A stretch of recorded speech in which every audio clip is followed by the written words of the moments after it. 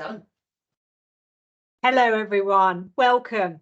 Thank you very much for joining us. This is one of our final SMaRteN events to talk through student engagement in mental health research.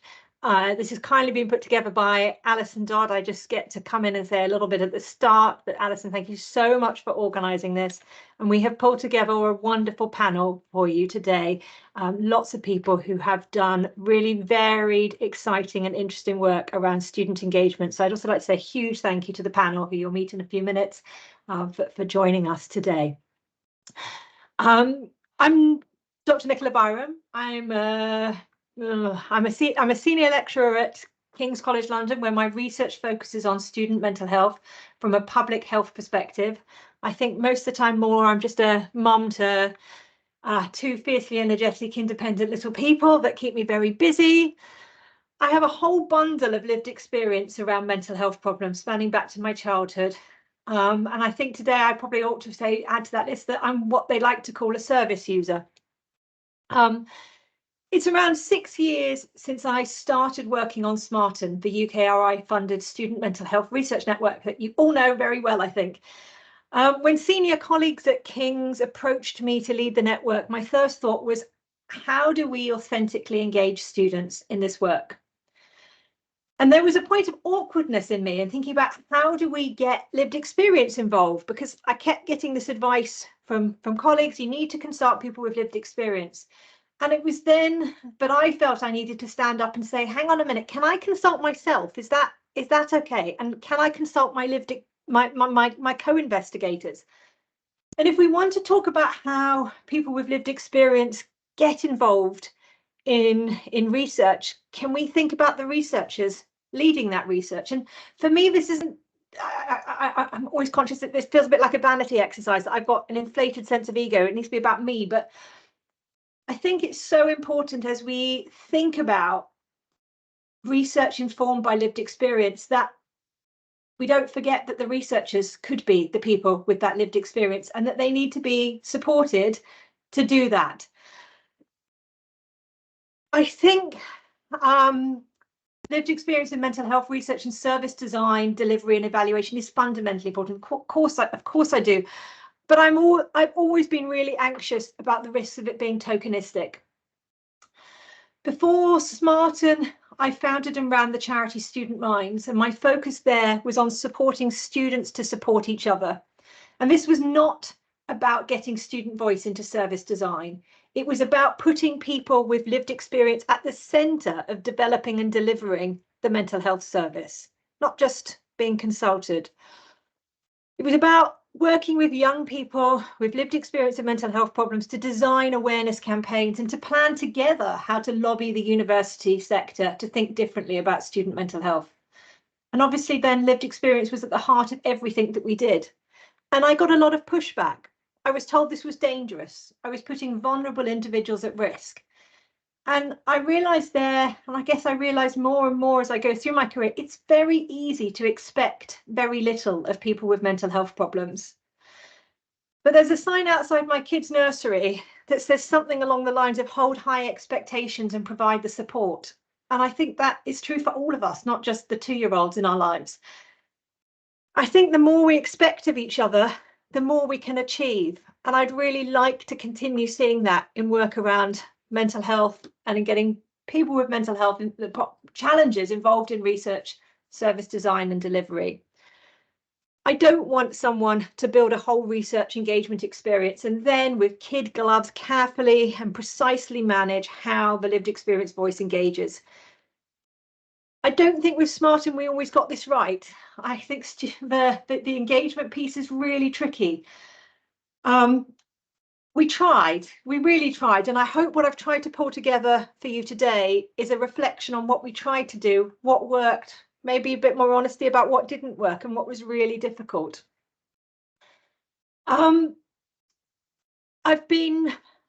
Sorry, I feel like I'm jumping around a little bit in this, but I've been really public about my lived experience of mental health problems in leading the project, and I intentionally hunted out co-investigators like our wonderful Alison Dodd, who could also draw on their own experience.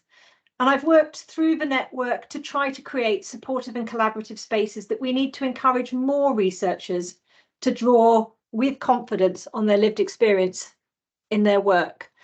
Because I don't think we should have researchers over here engaging others over there who have lived experience. And if we want to engage individuals with lived experience honestly and authentically, we have to help them thrive in their own research careers. With a tiny caveat on the end, because I always have to have caveats, which is to say you don't have to have a career in research or train in the profession to have your voice heard. That's really important.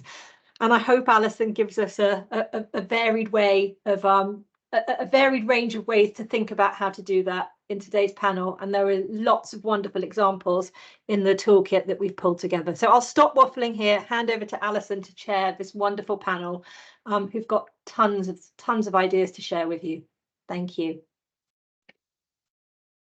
Thank you, Nicola. That was amazing, as always. I'm Alison Dodd. I'm an associate professor at Northumbria University, and I was delighted to be part of the SMaRteN leadership team for its duration and continue to work with Nicola and others that I met through the network, which is kind of the whole point of being a network.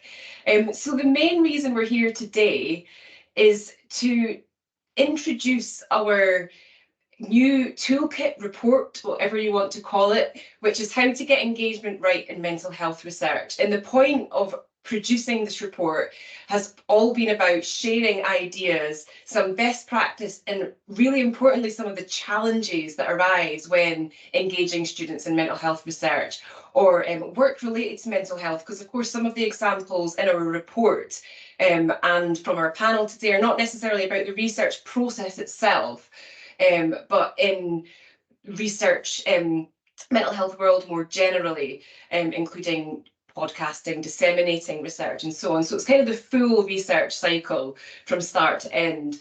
And that was the main reason why we put this together, because engagement was an inherent part of SMaRteN from the very start, of course, driven by Nicola and her great emphasis on this throughout her entire career. It was something we were all very passionate about. And that was across all network activities, from the funded research to, like I say, dissemination, organising events, conferences, sandpits. We did lots in that period of time. And I guess we wanted a chance to support others with thinking about how they might engage students in mental health research across all sorts of different activities and in all sorts of different ways, but not just driven by myself and Nicola and what we've done, but by everyone involved in the network across all of the different types of things that we did. So the report includes case examples from all sorts of different activities that came throughout SMaRteN, as well as hints and tips, not only from people who led projects and so on, but also from students who took part, were engaged in the research process as part of SMaRteN, which I think is really important. So this report isn't just for researchers and people who want to do work related to mental health policy practice and engage with students, involve students in that process, but also with students who might be thinking about getting involved themselves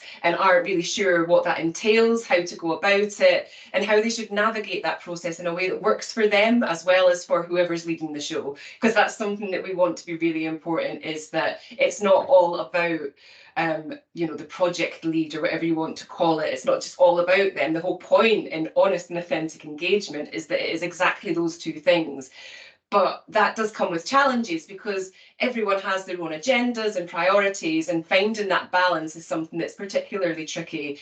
And I guess that's part of the reason why we've produced the report, because it talks about strengths, challenges, how to overcome them, things that people might do differently. And that's what we're going to be talking about today as well. So again, I'm going to stop waffling on. I should say that before we start the panel discussion, we are recording the event, but your mics and cameras as attendees are currently off. But I will put those on towards the end for the Q&A, so it's a bit friendlier and you just don't have to just type in the chat. You can type in the chat if you want to, but just bear that in mind when the cameras and mics are switched off en masse. So without further ado, I am going to pass over to our panel and ask them if they could please introduce themselves. So I'm going to start with Elizabeth because she's just top of my screen. Well, that took me by surprise. So hi everyone, I'm Elizabeth. I was one of the students who participated in this project. I took part in the podcast. When I took part, I was an undergrad studying public health at Coventry, and I'm now doing a MSc in mental health at the University of Birmingham.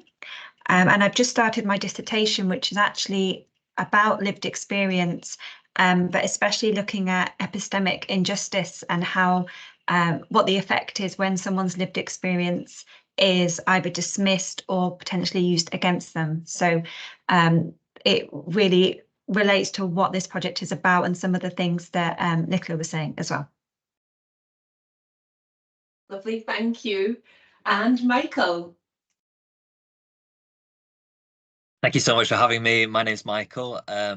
I was involved as a student with SMaRteN. I was a member of the SMaRteN student-led research team in 2018 to 2019. So we were a group of students that were responsible for designing and delivering student mental health research, some of which is listed in the toolkit itself.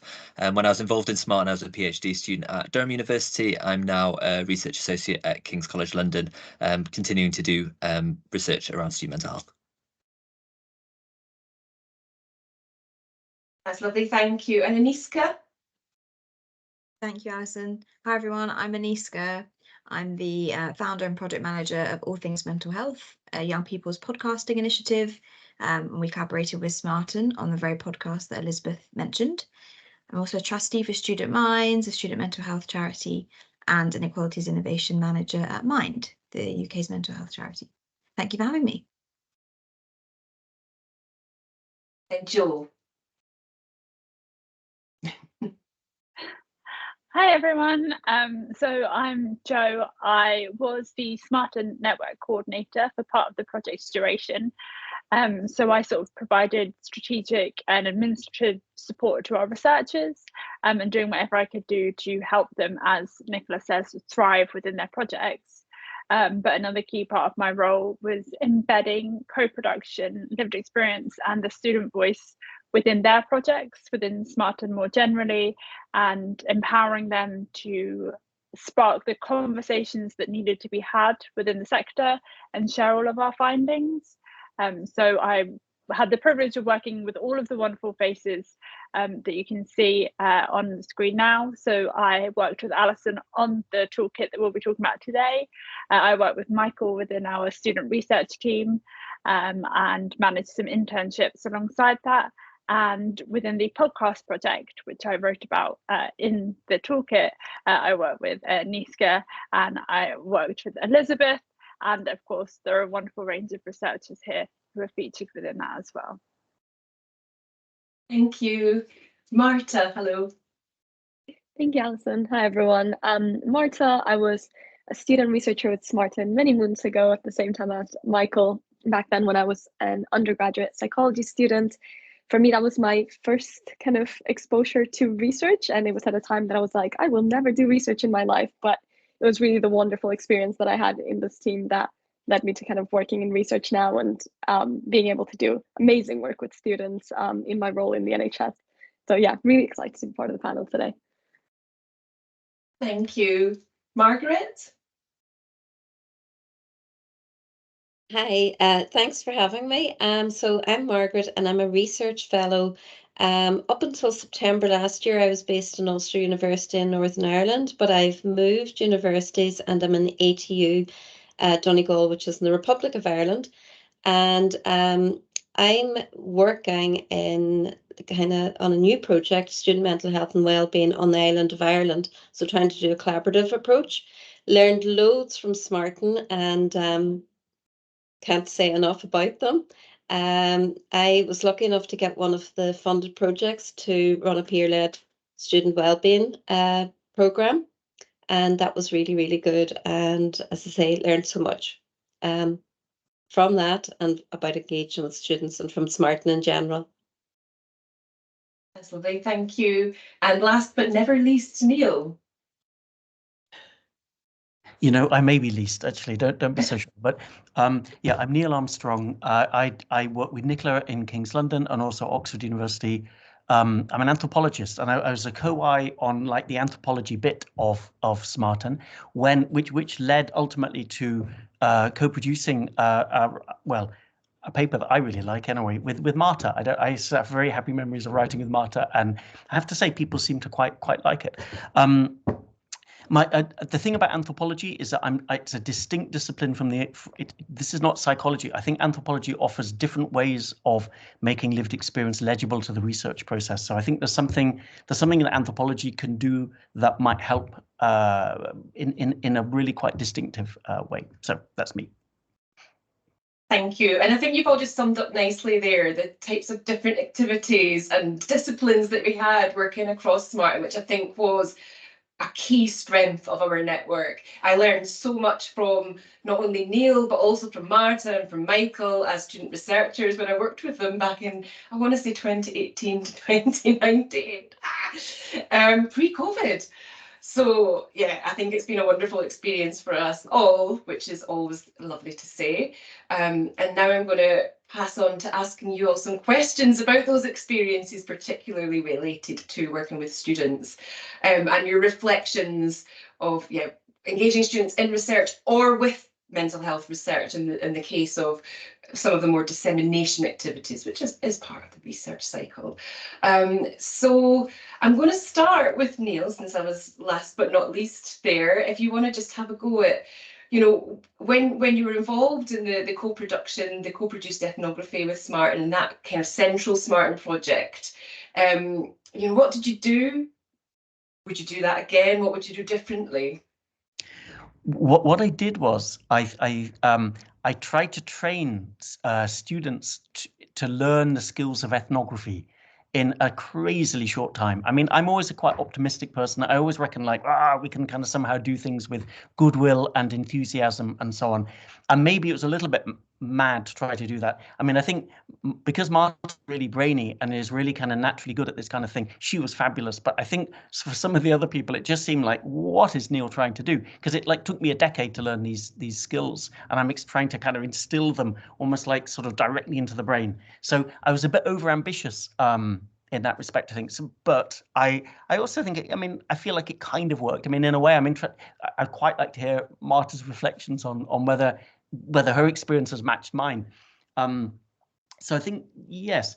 My big worry about this is that there's a difference between engaging with people about their lives and thinking people are experts about their lives. And I think this is really the kind of the big challenge, that if we, like, as an anthropologist, I try to be as kind of close to people as I can be. It's a very intimate kind of discipline. I don't assume I know about people's lives. I don't assume that I have these special categories that will kind of unlock the secrets of their lives. But I also don't assume that people are right about everything in their lives. I like to think that there's something special that I can add. And I've got in a collaboration with service users actually who have secondary mental health care. One of the people that I've co-authored with says, you puts it kind of like this. What she says is, I know where the bodies are, Neil knows how to dig them up. And I think there is slightly a kind of sense that because I've got some training and so I know the literature, I can bring kind of useful skills to kind of make people's experiences legible and relevant. Yeah. Thank you. It was lovely. And Marta, did you have any reflections on that process? Such an interesting project, I think. And I think being overambitious, Neil, is something that I think is one of the key challenges, and kind of expecting too much. That's absolutely something that I have done myself. So over to you, Marta. Yeah, absolutely. Thank you, Alison, and thank you, Neil. I think I definitely resonate with what Neil was saying around kind of the challenges of just learning this entire new approach to looking at research and data. Because for me, it was the first time I had really engaged with anthropology as a discipline, but also ethnography. That felt like the most advanced thing I could look at in the world. And to this day, I'm still a bit like, what did I even do in that project?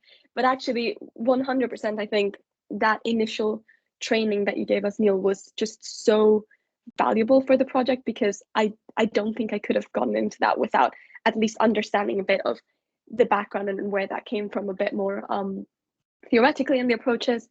But I think as well alongside that, just the way that you engaged with myself and other students throughout the project, that was always just so open and curious and questioning and collaborative, was so crucial to that being one of the best research experiences I've had. Because one thing that I think you did quite well was just you always were willing to hear us out and put our kind of our experience at the top of the project.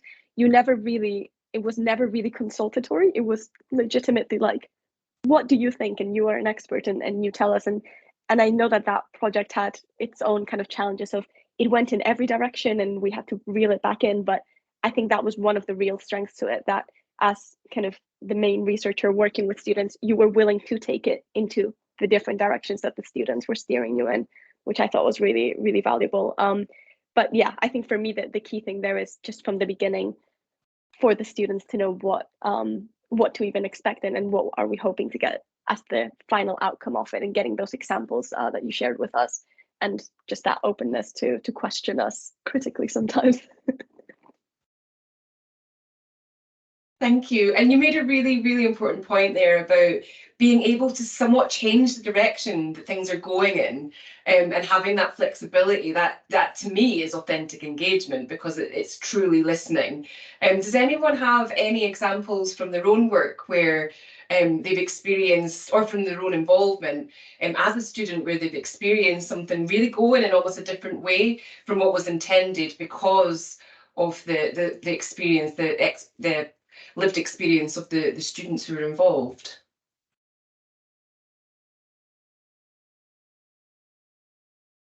Can I just say, I was involved in a project recently where we were doing some wellbeing sessions with students with ADHD. And so we've got some funding to do this, and we set up an advisory group very early on. And initially, I suppose we had thought that we were going to, have students probably with a formal diagnosis. But the first thing that the advisory group said to us, look, please don't insist on a formal diagnosis, because so many people are waiting a very long time. So we opened it up to basically anybody living with ADHD. So that was, to us, was like really beneficial about having that initial advisory group.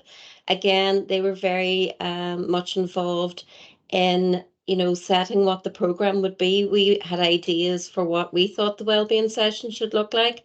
But the advisory group said, look, there's certain things, that we would really like rejection sensitivity, which we hadn't thought about. And when we actually evaluated the project at the end, that was the one session that they all got so much out of. So I think it's just listening to that student or, participant voice very, very early on to get an idea of what exactly they want, not what we think that they want.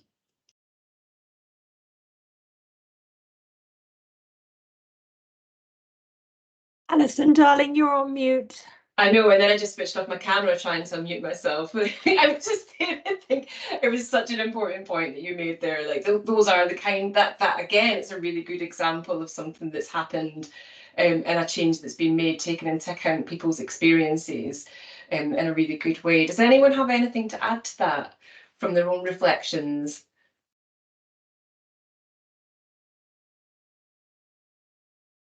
I wondered if Elizabeth. I'm only just really agreeing with the idea of not asking people or not telling people that they can only participate if they have a certain diagnosis, because not only is there such a long wait to be diagnosed, but you can be misdiagnosed. I mean, I've had about 4 different diagnoses before they finally decided what was wrong with me. Something which I expect will change quite quickly anyway. But just because you have a condition or a disorder doesn't mean that you are exactly the same as the next person with that same diagnosis. It doesn't mean you have the same needs or requirements. And putting people together under one label might mean that you miss out on so many opportunities to get to know what your students actually need or would thrive, the conditions they thrive under, because you haven't allowed for them to be involved in the research. So it's just backing up that point, definitely. there are other things that could be used rather than what is your diagnosis.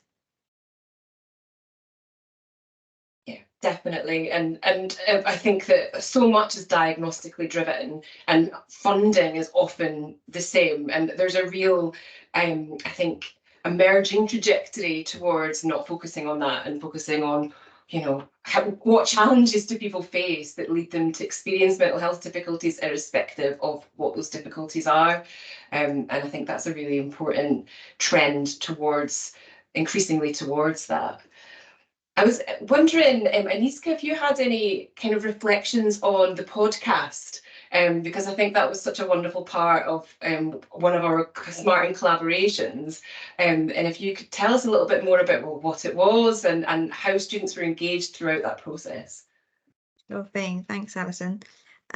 So the podcast was a great project. It was really enjoyable, and I hope it was enjoyable for those who are part of it as well and who listened to it. But the aim of that was to try and do something very new. So we have excellent research that came out of SMaRteN, real interesting breadth of work, really multidisciplinary at the same time as well, which I think was the real beauty of SMaRteN. And when I was working alongside Joe and Nicola to work out what this podcast project could achieve, we wanted to bridge the gap between that research and the lived experience of students. And how can we create space for new dialogue to emerge, new ideas to emerge through acting as that very bridge through this medium, this very accessible medium of podcasting. And so we delivered two podcast series over a span of a few years. And each time we recruited a new cohort of students who designed, delivered, produced and edited, hosted their own podcast episodes, where they drew on their own lived experience along with their own interests in mental health. And this was matched against different researchers. And so they interviewed the researcher, and together they came out with really interesting new ideas through the podcasts that they did together. And some of the themes include things like looking at belonging in Black students' mental health. We looked at experiences of mature students. We looked at neuro inclusion, a massive range of different things to really show the real breadth here across the piece when it comes to navigating student mental health and well-being. Elizabeth was one of our fantastic students in our last cohort for the second series that we did.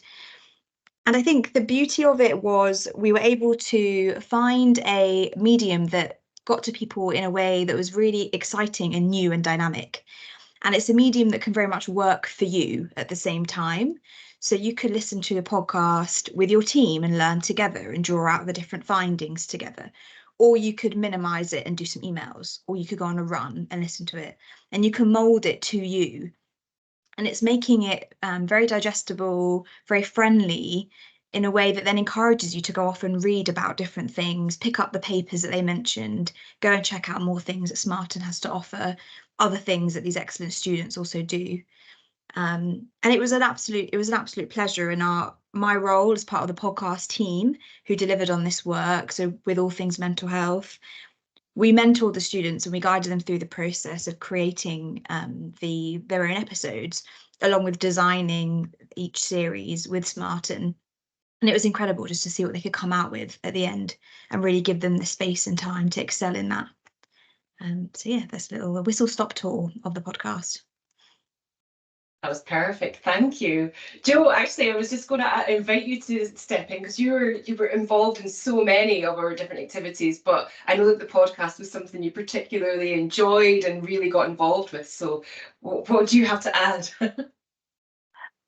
Thank you, Alison. And yeah, no, certainly the podcast was a real passion of mine, partly just because I got to work really closely with a brilliant group of people. And I think Aniska spoke so beautifully there about how the podcast was great for sharing our findings, but also how it kind of created this bridge and this connection between researcher and student. And I think it speaks back quite well to what Nicola started to articulate at the opening of this session about how a lot of the researchers that we work with do have lived experience of their own.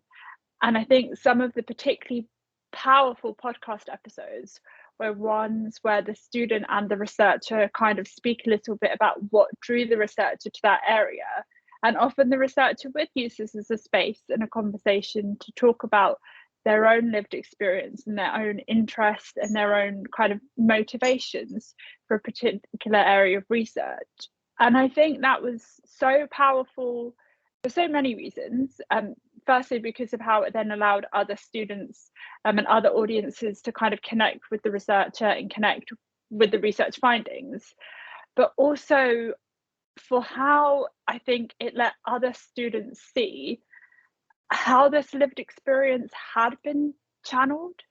So for a lot of students who are interested in mental health research, the podcast project was this great way of sort of saying, here's how you can learn more about it in an engaging way. And you don't have to use your lived experience to become an academic researcher. But if you want to, you can, and there is a space and there is a voice for you within this sector. And as Aniska sort of talked about, and I think as Marta talked about about her work on the work with Neil, another part of that was also kind of upskilling the students that we were working with. So as well as empowering them, upskilling them in terms of like Aniska and her team doing this great job of making it possible for a load of students to record a podcast in their own home and have those practical skills, the research skills that they developed through their conversations, the research skills that our student research team developed with the researchers. So what my characteristic ramble there was trying to say was I think that engagement, that bridge, that connection that people have spoken to is what's so brilliant and so empowering for everyone about the engagement work that we were able to do. That was lovely, thank you. I think the really important around empowerment being such a crucial part of non-tokenistic engagement by students in research and mental health research and other forms of research, of course. And also those breaking down of barriers and not being a kind of them and us, all-knowing, all-powerful researcher, I think is something that we've really sought to do through SMaRteN. And I think the podcast is a really good example of that, people having open and honest dialogue with each other about their experiences and how from both angles that has fed into the research process. And I know Michael was part of our student-led research team and is now a postdoctoral researcher. So what are your reflections, Michael, from coming kind of almost like the full way around, because now you are a researcher who might want to engage students in research, and you must have some really, really good hints and tips around how to do that, given that you've been there yourself. Yeah, I think SMaRteN has definitely kind of affirmed to me from my involvement as a student about the role that students can play in supporting research. And in the research project that we're doing at the moment, we do have a student research team that work with us and have been influential in shaping kind of the design of the project and also the data that we're collecting and things like that. And I think also just in terms of very practical things about making that process kind of as inclusive and as accessible as possible. I think my time with SMaRteN has really helped. In particular, I think as you've kind of alluded to, Alison, just the importance of kind of building time to build relationships, which I think kind of Marta said and you've mentioned is something that's just so important in terms of kind of meaningful student involvement in research. Just to really create that kind of authentic relationship where students feel like they've got an approachable person in which they can be open and kind of break down that power dynamic. And I think that was kind of my ultimate takeaway from my time as a student with SMaRteN that I now try and enact in my own work with students. Thank you, and that actually leads really nicely to something that I wanted to touch on with the panel around how can we, so you talked about obviously building those connections and, you know, and Joe talked about breaking down barriers and so on. Does anyone else have any hints and tips around how people can make sure that engagement is a good experience for all, given, you know, there are expectations from researchers and from students, and, you know, how can we navigate that, Joe? I just want to kick off with what may be a really kind of boring, this is me very much with my coordinator hat on. I think it's great if you are able to pay the people who are co-producing and working on your research alongside you. I think that's very, very important. As a coordinator, someone who did a lot of the admin, I would also encourage any researcher, any organization out there looking to do this kind of meaningful work, reimburse their students or their co-creators for their time, build that into your budget right when you're starting off. Think about the staffing for that. Who processes those payments? What's the legality around it? Because I think that kind of smooth running is also really important so that it isn't tokenistic. If my institution that I work for doesn't pay me on time, that's not okay. So it's also not okay for you to not pay your collaborators on time either. So boring coordinator hat on, but please do the numbers. Not boring, important. And it's something that's still, I mean, all the funding councils and so on, you know, they have guidance on this, but it still obviously can be overlooked. Aniska, you wanted to say something? Yeah, I totally agree with Joe, and I was going to say a similar point as well. So thanks, Joe. Just adding to that, I was going to say that an issue we have in the sector is sometimes lived experience can be seen as currency, and so we take from people. And I think an issue here is first we need to work out what are you trying to do with it? Why is it important? Why is it meaningful? And how are you going to do it in an authentic way? And a lot of that comes back to co-design. So we can't just say to young people with lived experience, here's my house, please come and paint my house. And that'll be great. That's not how it works. We need to build it with them. They're just as important as the next person. So that's really vital here.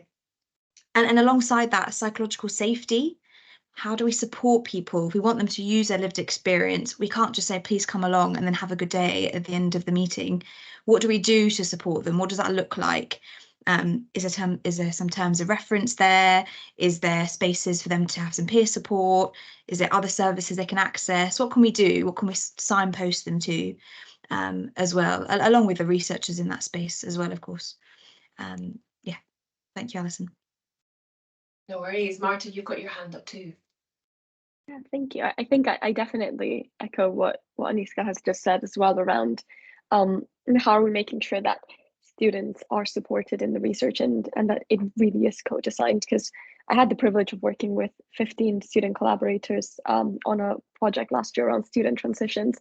And I think at the beginning when planning the co-production activities, I initially just really undermined how much they would want to be involved. And I was very careful, and I was like, you know, these are students that have so much going on. I don't want to take much of their time. And it was really at the beginning of the project when we asked them, how do you want to be involved in the project, that they were really enthusiastic and they had so much to give. And it was a lot more than we expected they would want to give.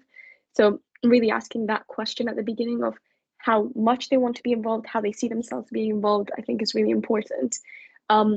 And also just really respecting their time, making sure that any activity that they come to is well organized, has a purpose, that they know in advance what is expected of their engagement, because something they said to us was that they really valued having almost like a schedule of activities from the beginning, and that constant kind of communication and knowing where the project was at. And I think just the final point that I wanted to mention was really around language and what language they also prefer to work with, because me coming in from kind of practice in the NHS, I sort of referring to anything was kind of like intervention. And they were like, stop calling it an intervention. That sounds like the most horrific thing to engage with in the world. And really taking the time to understand how they want to engage with the topic and what is something that is accessible and engaging for them is really important. Thank you. And Elizabeth, you also, of course, have been engaged in research as a student, and what do you have to add to those thoughts? So, you know, when someone asks a question and you have the answers in your head and then everyone else says what was on your list. So I totally agree with everything that's already been said, especially making sure that people are supported. You know, if we have lived experience, we're majority of the time still going through that experience. So please think about that and consider it. Definitely agree with the payment as well and the language. I'm now going to add something else which might not be that popular, but so I'm just going to not look at you all. But one of the things that really helped for my participation in this project is the fact that the people who were supporting me and training me and working with me were keeping the same hours that I keep. So the amount of student projects that I've seen, oh, we really want to involve students between 9 and 5. Yeah. Well, most students are studying, have classes, but also have part-time jobs. Our availability is evenings and weekends. And this team, they were incredible. They were answering emails pretty much through the night, which I didn't expect. But I, for example, was editing in my spare time, which was about 4 o'clock in the morning. That was completely my choice. No one made me do that. That's just when my brain's most like, hello, we're awake. And I broke the editing machine. I could email someone and know that actually I would get a response quite quickly. Sometimes for example, if you're doing coursework, you could be waiting over the weekend for someone to get back to you. And with my kind of brain, if I get stuck on one thing, I can't move on until I've solved that problem or understood that word or understood why that little noise I'm trying to delete wasn't going anywhere.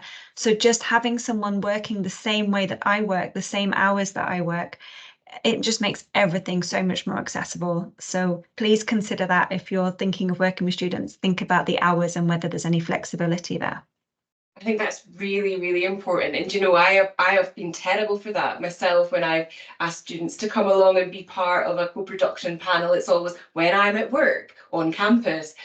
So that's a big lesson for me as well, because we often don't consider these practical aspects, which are super important alongside everything else. Neil, you've had your hand up for a while, so I'm going to invite you to give your thoughts.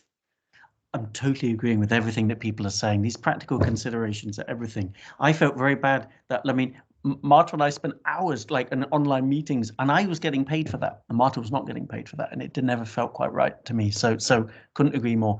And the timing and so on. I also worry a little bit about who are we engaging with and who are we putting off. So I come really from research in general mental health care. So in secondary mental health care, people who see a psychiatrist, people who might have diagnoses like schizophrenia or bipolar, say. And amongst those populations, some people reject services, or some people keep services at arm's length. They think that psychiatry is kind of demeaning. They think that psychology is demeaning, individuating, that in a way part of the problem is psychology, let's just say. Now, I'm not asking us to take a view on this now, but when I look at my own students, I see the same kind of views being expressed. So I have some students who are struggling in one way and another and access services, and I have some students who are struggling in one way and another and who very deliberately don't. And I think we should engage with both. I don't think we should only talk to the people who are already talking our language. Not least because other languages have validity here. You know, I'm quite sympathetic really to quite, you know, critical kind of mental health kind of views.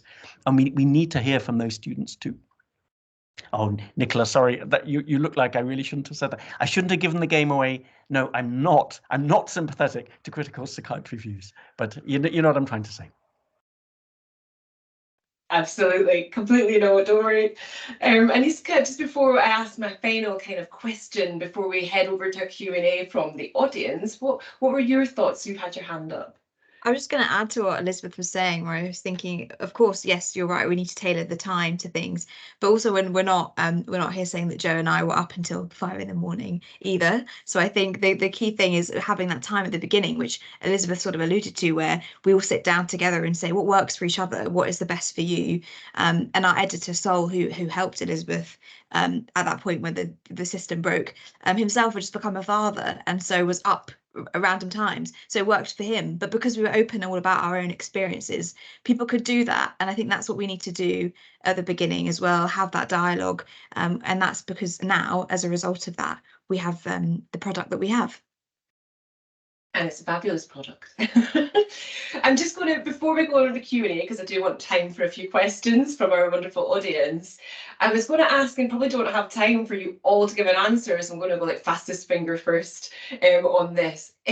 What would your key message be for students who want to get involved in research? But I think that's important, not just for people in the audience who may be students thinking about that, but also for researchers, when they're putting a message out that they want students to get engaged, you know, how can they convey it as something that is an exciting opportunity? Elizabeth, you were fastest finger first by a long way. I was poised, ready. I would obviously be thinking of speaking to students directly, and I would say that, yeah, okay, it can be really daunting, but there's so much you can get out of it, but you can also make such a difference. But I'd also say, think about when you were younger, so maybe when you were at secondary school, would you listen to a teacher telling you things are going to be okay, or would you listen to someone who was your age experiencing what you're experiencing, saying that you're going to be okay? I think like mental illness or ill health, it can be one of the most isolating experiences that someone can go through. So just hearing, just knowing that someone else out there gets that can be life-changing. It can make you feel seen, it can make you feel heard, but it can make you feel supported, and you'll carry that on. So this is the opportunity to do that for somebody else. So, yeah, be involved. That's fantastic, thank you. I think that's a really, really good message to not end on, but to pass over to questions from the audience. Thank you so much for sharing that. I'm going to unmute and allow cameras for attendees if they should like to unmute themselves, put hands up in order to ask questions, or post them in the chat. Either is totally fine, but we are ready for you to ask anything that you want to know about engaging students in research or being a student engaged in research.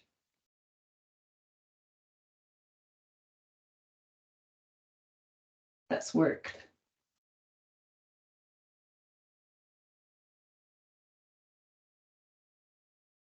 Okay.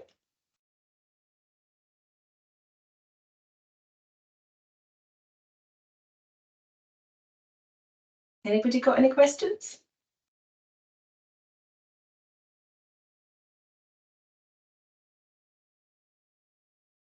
Sorry, because I've got some more up my sleeve if people need more time to think. Rachel, were you wanting to ask a question? Sorry, or were you just spitting on your camera to say hello? Don't mean to put you on the spot. Hi.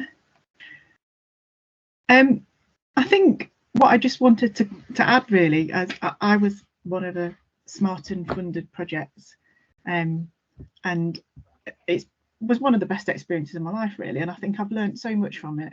But what I would sort of flag up, and I think sort of Joe sort of alluded to this a bit, is actually the time it takes to do it properly.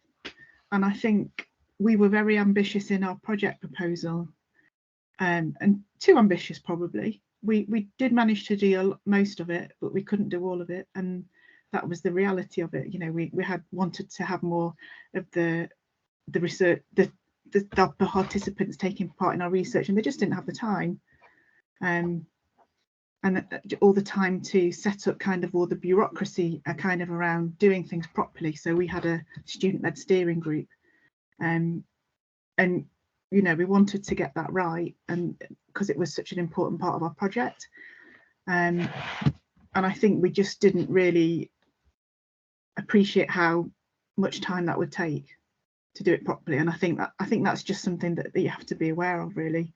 But you know, our group were absolutely fantastic, and you know, really shaped our project, and it wouldn't have been what it was without them. So yeah, so thanks for the opportunity, I suppose is what I want to say. So. Thank you, and thank you for sharing. That's wonderful.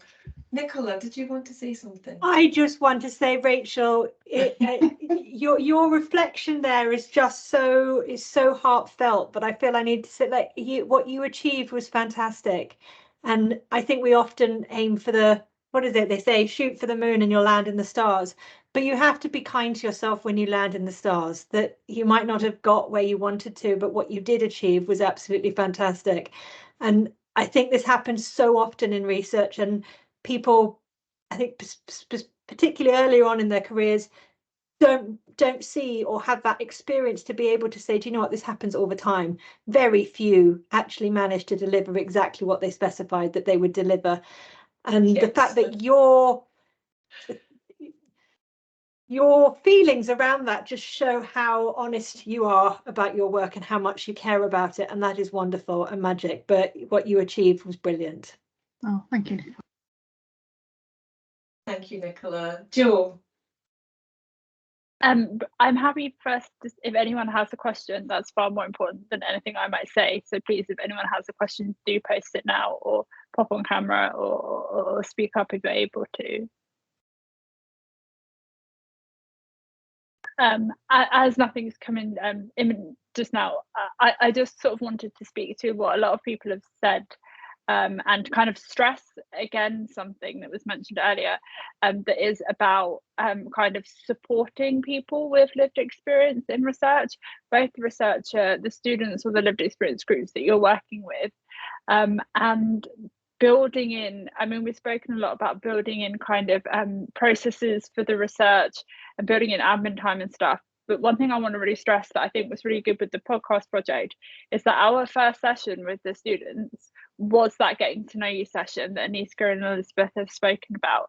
And please, I would really encourage people to build that in. The first time you're meeting your steering group or your co-production group, please do not put 5 minutes for introductions, because it will not be 5 minutes. And if it is 5 minutes, no one's connected. And I think that having that connection is important for the peer support it can then offer everyone involved in the project, but also for how it can make working more efficient, and also how it means you're able to communicate more effectively with people and understand people and have a good relationship. So when things are going awry, you can all you connected, you know these people, they're human to you, and you can say, this isn't working, I'm sorry, I wanted to take this forward but we can't.